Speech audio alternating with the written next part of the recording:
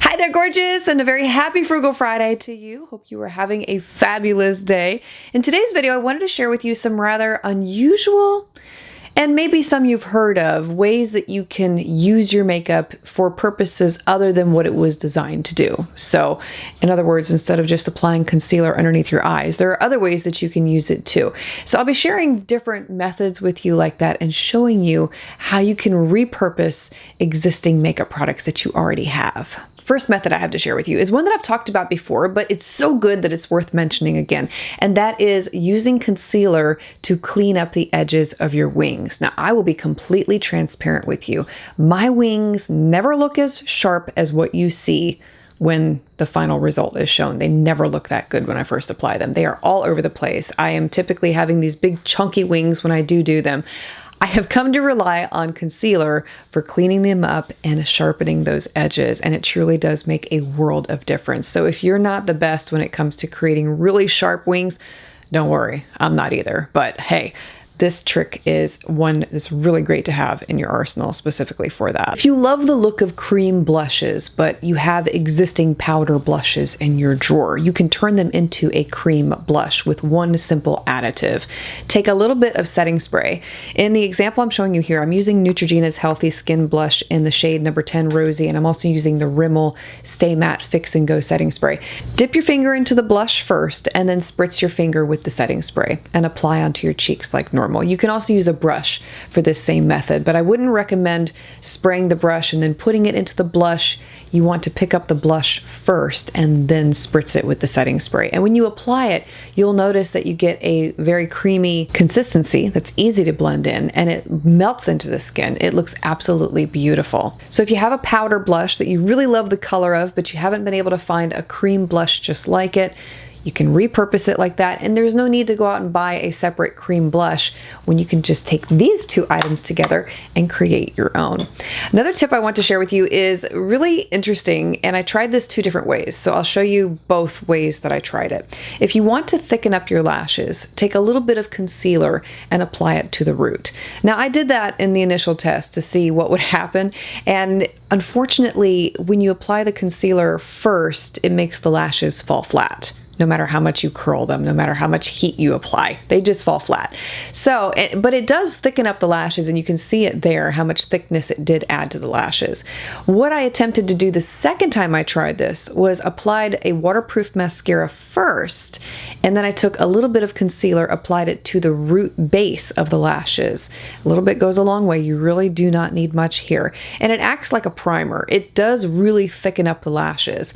And then I applied more mascara over the top. And I really do like it like that. So if you try this tip of adding concealer to your lashes, I would highly recommend applying a waterproof mascara first, and then applying a little bit of concealer to the base of the lashes, letting that dry fully, and then applying another mascara over the top. And you will see thicker, more voluminous looking roots, and it does make your lashes look pretty doggone awesome. If you have a lipstick that is a little too woo on your lips and you want to tone it down a little bit, take a little bit of your concealer, mix it in, and it can make it a lot more subtle. Now, you don't have to use a concealer that is your skin tone either. You can get darker concealers and mix them in with lipsticks and get a variety of different shades that way too. So don't think that you have to use one that's necessarily one that you use under your eyes all the time. Just mix and match and see what kind of combinations you can create.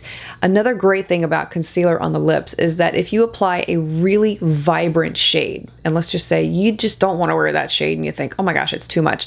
Reds especially will stain the lips. But if you want to change the lip color, all you have to do is after you take the lipstick off, apply a little bit of concealer onto your lips, blend it in, and then you can apply the next shade over the top, and you won't have any stains showing through from the previous lipstick that you first applied. I have found that applying concealer before my lipstick application does help it last longer too, and that's what you'll often see me do in tutorials is I'll take a little bit of foundation or a little bit of concealer and blend it over my lips with a sponge before my lipstick application, and it does help the color to not only stand out more and be vibrant on the lips, but it helps it to last a little bit longer too. If you want your highlighter to look real striking on the skin, one thing that you can do is take your brush like we we did with the blush earlier. Pack it with your highlighter, spritz it with a setting spray, and then apply it on the places where you want that intense highlight. I used the one from Charlotte Tilbury here to show you this example because it's already a very subtle highlighter, and when you add setting spray to it, it does really intensify it. So if you have highlighters that you want to bring out the full strength in them, setting spray is a really great way to do it. Another tip I want to share, if you are over the age of 40 and you find that applying powder underneath your eyes to set your concealer makes it appear rather dried out and you tend to get that crepey look underneath your eyes,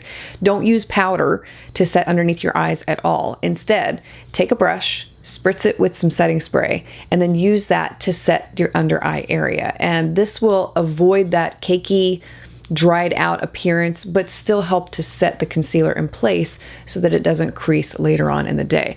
Now, by the same token, if you struggle with concealer creasing and no matter what you do, nothing has helped, if you want to fix it in the middle of the day, one of the best things that you can do is, again, take a setting spray, spritz it on a brush, and then go in and blend underneath your eyes very slightly. It moistens up the concealer enough to blend out the creasing, but it also helps to set it and refresh the under eye area. So it's a great way to fix those minor creases without adding more product.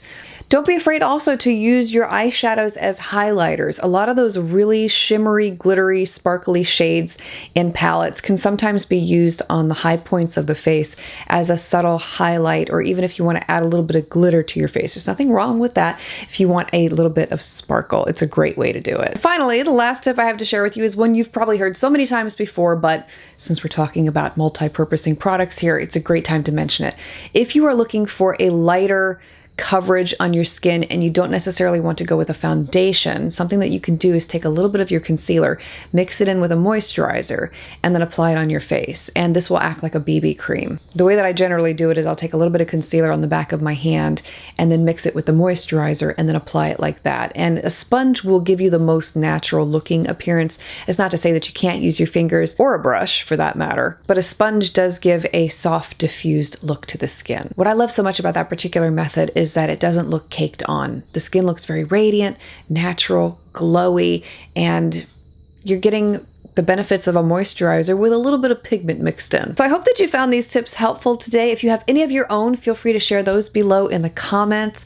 I am currently working on some swim-proof videos at the moment. I'm hoping to film them this weekend where I test out drugstore waterproof makeup and then high-end waterproof makeup. I'm doing like a side-by-side comparison with them to show you the best waterproof makeup products for summer.